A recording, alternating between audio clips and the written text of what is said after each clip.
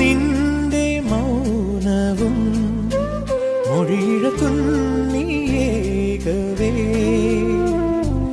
എന്നും ഈ വഴി കനവോട് കാത്തിരുന്നു ഞാൻ. എൻ നിമിഷങ്ങളാനന്ദ ശലഭങ്ങളാ ഇന്നലയൊന്നു നിന്നോർമ്മയാകെ നെഞ്ചിന്നു ഞാനിൽ മെല്ലെ നിന്നെ എന്നും താരാട്ടാമോമൽ പൂവേ.